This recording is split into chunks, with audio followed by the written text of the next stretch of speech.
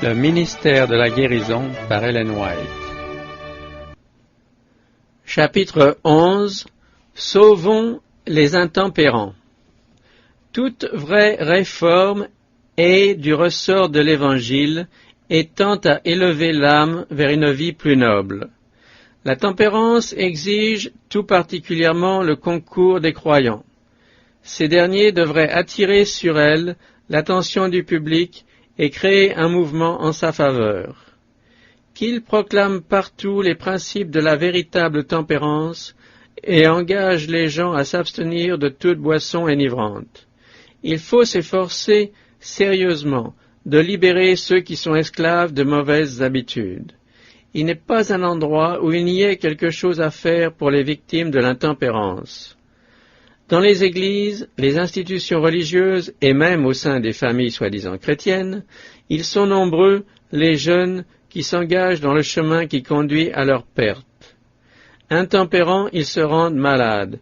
Pour se procurer l'argent nécessaire à la satisfaction de leur passion, ils n'hésitent pas à commettre des actes malhonnêtes. Ils ruinent ainsi leur santé et faussent leur caractère.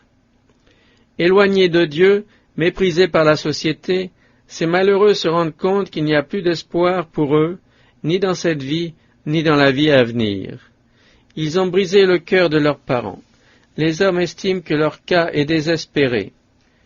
Mais ce n'est pas ainsi que Dieu les considère. Il connaît les circonstances qui les ont amenés là, et il a pitié d'eux. Ce sont de pauvres créatures qui ont besoin qu'on leur vienne en aide. Ne leur donnons pas l'occasion de dire « Personne ne s'occupe de moi ». Parmi les victimes de l'intempérance, il en est de toute classe et de toute profession. Des hommes éminents, par leur talent ou leur savoir, ont cédé à leurs appétits de telle manière qu'il leur a été impossible de résister à la tentation. D'aucuns qui étaient riches sont maintenant sans foyer et sans amis. Plongés dans la misère, la souffrance, la maladie et le déshonneur, ils ont perdu tout empire sur eux-mêmes. Si une main secourable ne leur est tendue, ils descendront toujours plus bas. Pour eux, la satisfaction de leur passion n'est pas seulement un péché, c'est une maladie. En nous occupant des intempérants, nous devons souvent, à l'instar du Christ, considérer d'abord leur état physique.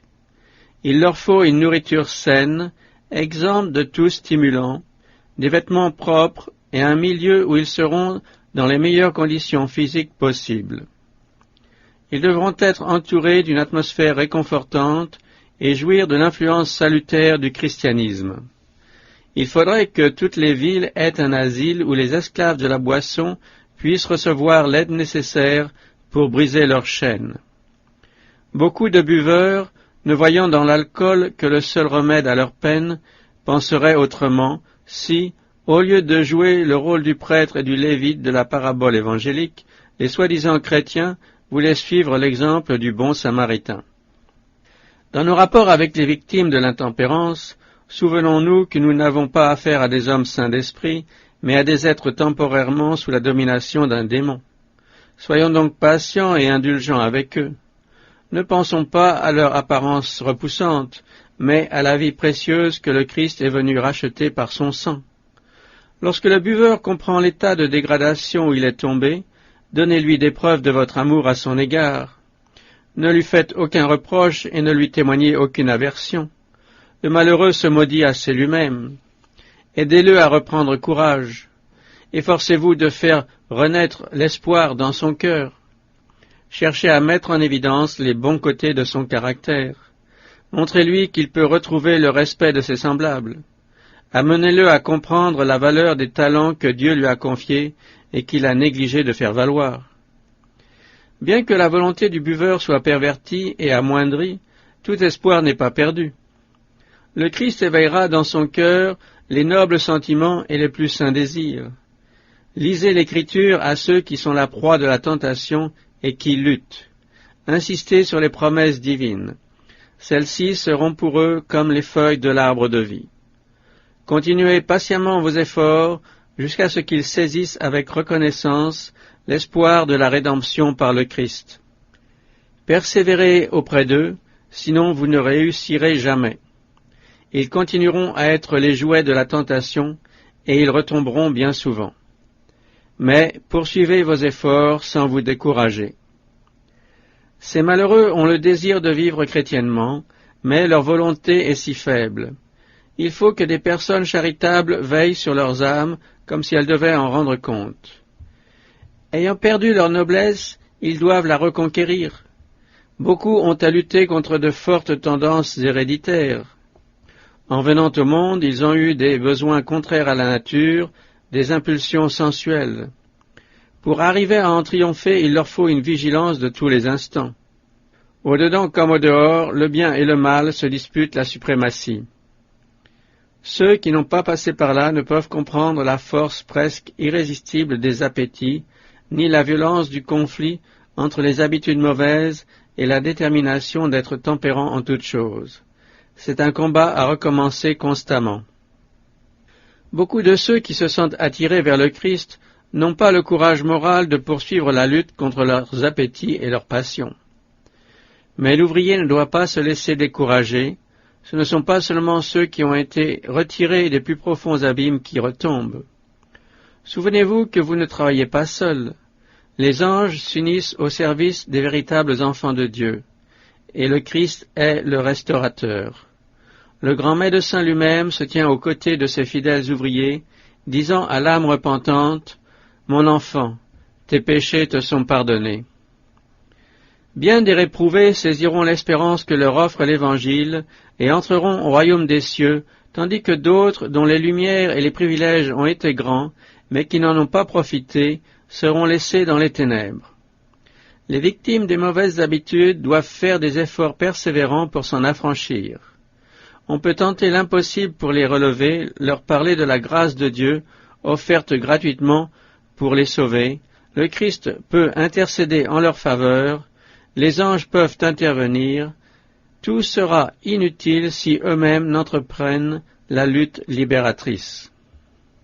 Les dernières recommandations de David à son fils Salomon, jeune encore et sur le point d'hériter de la couronne d'Israël, furent « Fortifie-toi et sois un homme ». Ces paroles s'adressent encore aujourd'hui à tous ceux qui recherchent une couronne impérissable. Ceux qui cèdent à leurs appétits doivent être amenés à se rendre compte qu'une grande rénovation morale est indispensable s'ils veulent être des hommes. Dieu leur demande de se réveiller et de recouvrer, par la force du Christ, la dignité humaine perdue par leur faiblesse coupable. Entraînés par la force de la tentation et la passion, beaucoup s'écrient désespérés, il m'est impossible de résister. Peut-être ont-ils été maintes fois vaincus, mais il ne faut pas nécessairement qu'ils le soient toujours. Moralement faibles, asservis aux habitudes d'une vie de péché, leurs promesses, leurs résolutions sont comme des murs de sable. Le souvenir des promesses oubliées, des engagements rompus, affaiblit leur confiance en leur sincérité et leur fait croire que Dieu ne peut ni les accepter, ni leur venir en aide. Mais il ne faut pas qu'ils désespèrent. Ceux qui se confient dans le Christ ne sont asservis à aucune habitude, ni à aucune tendance mauvaise, héréditaire ou acquise. Au lieu d'être soumis à leurs bas instincts, ils dominent leurs passions. Dans cette lutte contre le mal, Dieu ne nous a pas laissés seuls. Quelles que soient nos tendances, innées ou acquises, nous pouvons les vaincre par la force qu'il veut nous communiquer. La puissance de la volonté. Ceux qui sont les jouets de la tentation ont besoin de comprendre la force réelle de la volonté. Celle-ci est la puissance qui gouverne la nature humaine, qui décide, qui choisit. Tout dépend de la volonté.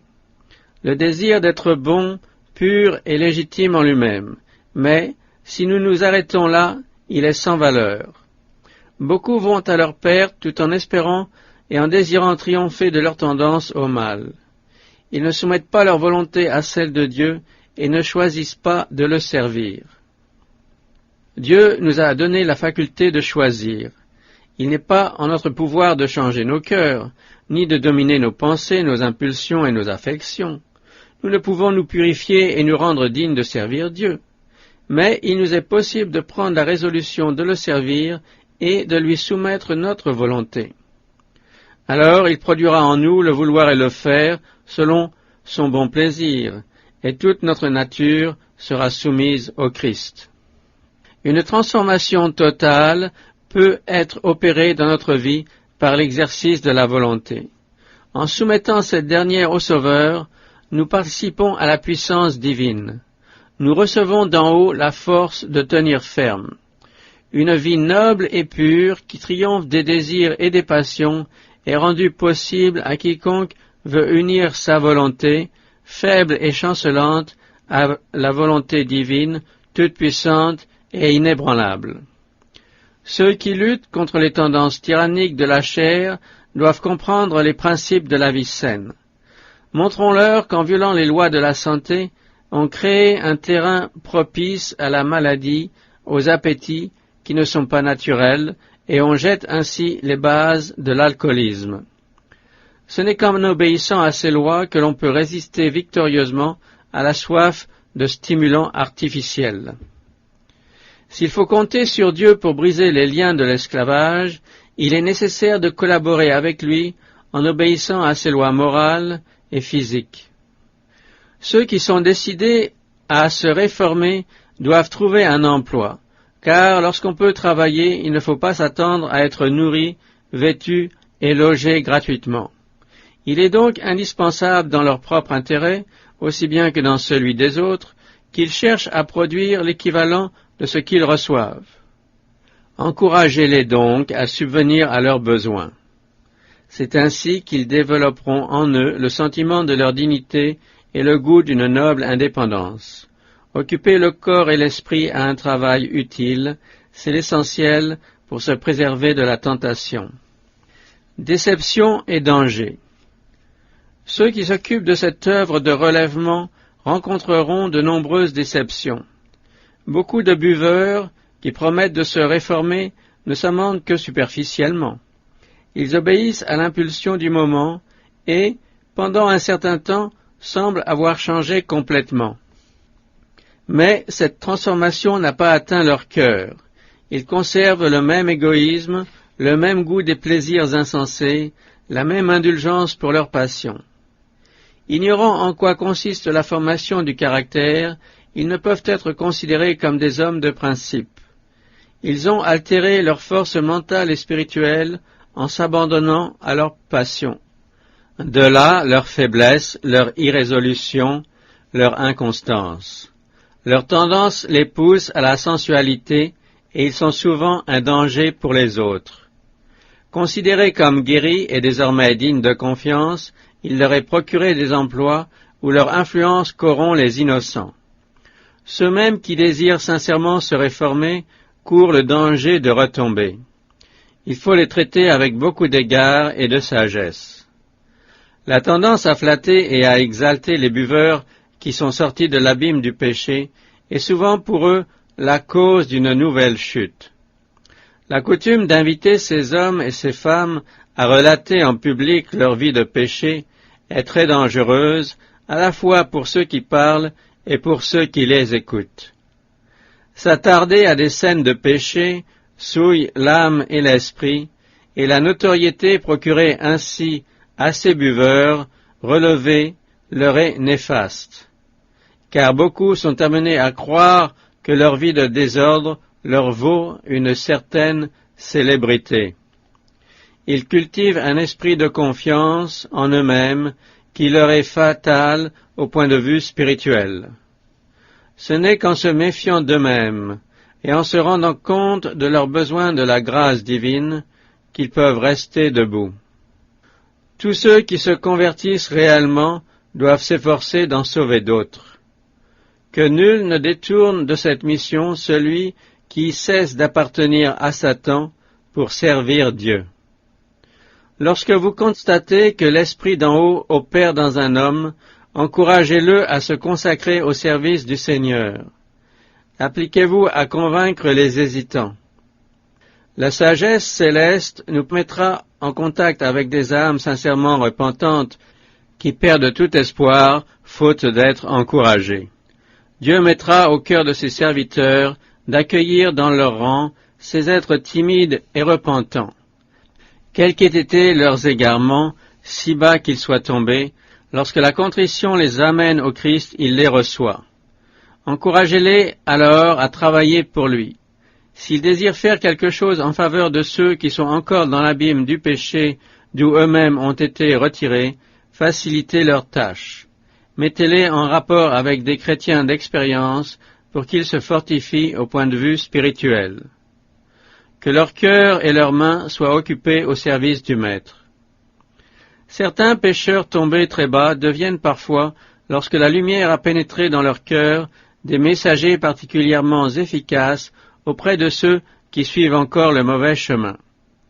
Soutenus par la foi, quelques-uns assument de lourdes responsabilités dans l'œuvre du salut des âmes. Ils savent quelle est la faiblesse, la dépravation, la force du péché et des mauvaises habitudes de ceux qui ne connaissent pas encore le salut. Incapables de triompher sans le Christ, ils s'écrient à chaque instant « Mon espoir est dans le Sauveur ». Ils peuvent faire une œuvre des plus utiles. Celui qui était tombé et qui avait presque perdu tout espoir, mais qui a été sauvé en écoutant un message d'amour, comprendra la science du salut des âmes. Son cœur est rempli d'amour pour son Sauveur, et il sait comment aller à la recherche de ceux qui sont perdus. Il peut amener les pécheurs à l'agneau de Dieu. N'a-t-il pas lui-même été ramené à la bergerie? Aussi s'est-il donné sans réserve au Seigneur. La main que, dans sa faiblesse, il tendait pour être secouru, a été saisie par le Sauveur. C'est par de tels hommes que beaucoup d'enfants prodigues seront ramenés au Père céleste. Pour quiconque s'efforce de passer d'une vie de péché à une vie pure, la puissance transformatrice se trouve en Jésus-Christ, le seul nom qui a été donné parmi les hommes par lequel nous devions être sauvés. Si quelqu'un a soif d'espérance et désire être délivré du mal, a-t-il dit lui-même, qu'il vienne à moi et qu'il boive. Sa grâce et sa puissance sont les seuls remèdes contre le vice. Les bonnes résolutions qui s'appuient sur nos propres forces n'ont aucune valeur. Elles ne sauraient triompher d'une mauvaise habitude. Nous n'arriverons jamais à être tempérants en toutes choses si notre cœur n'est renouvelé par la grâce divine. Impossible par nous-mêmes de nous préserver du péché un seul instant. Nous ne pouvons compter que sur Dieu. Une véritable réforme débute par la purification de l'âme. Nous ne pourrons travailler en faveur de ceux qui sont tombés que dans la mesure où la grâce du Christ interviendra pour réformer les caractères et où les âmes seront amenées en contact intime avec Dieu. Par son obéissance parfaite à la loi divine, le Christ a donné un exemple à tous les hommes. Soutenu par sa puissance, guidé par ses enseignements, vivons comme il a vécu lui-même. Pour faire œuvre utile en faveur de ceux qui sont tombés, nous devons d'abord mettre en évidence les exigences de la loi divine et la nécessité de s'y conformer. Faisons ressortir la différence frappante qui existe entre celui qui sert Dieu et celui qui s'en écarte. Dieu est amour, mais il ne saurait excuser la désobéissance volontaire à ses commandements. Nul n'échappera aux conséquences de celle-ci. Dieu ne peut honorer que ceux qui l'honorent. Notre conduite en ce monde décidera de notre destinée éternelle. Nous récolterons ce que nous aurons semé. L'effet suivra inévitablement la cause.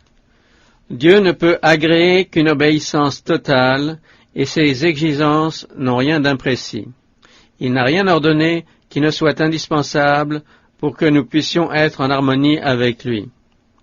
Montrons aux pécheurs le caractère idéal selon Dieu, et amenons-le au Sauveur, dont la grâce seule nous permet de le réaliser.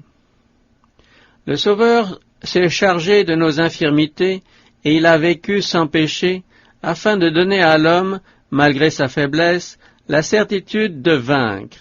Il est venu ici-bas pour nous rendre participants de sa nature divine, et sa vie est la preuve que l'humanité, unie à la divinité, ne pêche plus. Le Christ a vaincu pour montrer à l'homme comment il peut vaincre. Il a affronté toutes les tentations de Satan avec la parole de Dieu, et c'est en s'appuyant sur les promesses divines qu'il a pu obéir au commandement. Le tentateur n'a obtenu de lui aucun avantage. Chaque fois qu'il était tenté, il répondait « Il est écrit ». C'est donc par la parole de Dieu qu'on peut triompher du mal. De grandes et précieuses promesses nous ont été données, afin que par elles nous devenions participants de la nature divine, en fuyant la corruption qui existe dans le monde par la convoitise. Que celui qui est tenté ne s'arrête donc pas aux circonstances, à ses faiblesses ou à la puissance de la tentation, mais à celle de la parole de Dieu. Toute la force de cette parole est à notre disposition. Je serre ta parole dans mon cœur, dit le psalmiste, afin de ne pas pécher contre toi. Je me tiens en garde contre la voix des violents. Parlez de courage aux pécheurs, présentez-les à Dieu dans vos prières. Parmi ceux que la tentation terrasse, un bon nombre en sont humiliés et ont l'impression de s'approcher vainement du Seigneur. Mais cette pensée leur est suggérée par l'ennemi. Lorsqu'ils ont péché et n'osent plus prier, dites-leur que c'est bien alors qu'il faut le faire. Ils peuvent se sentir profondément humiliés et honteux d'eux-mêmes. Mais, s'ils confessent leurs péchés, celui qui est fidèle et juste les leur pardonnera et les purifiera de toute iniquité. Rien n'est apparemment plus faible et cependant plus invincible que l'âme qui comprend son néant et se repose entièrement sur les mérites du Christ. Par la prière, l'étude de sa parole, par la foi en sa présence, le plus faible des hommes peut s'approcher du Sauveur et saisir sa main qui ne l'abandonnera jamais. Tous ceux qui sont en communion avec le Christ peuvent s'approprier les paroles suivantes. Pour moi, je regarderai vers l'Éternel, je mettrai mon espérance dans le Dieu de mon salut, mon Dieu m'exaucera. Ne te réjouis pas à mon sujet, mon ennemi, car si je suis tombé, je me relèverai. Si je suis assise dans les ténèbres, l'Éternel sera ma lumière.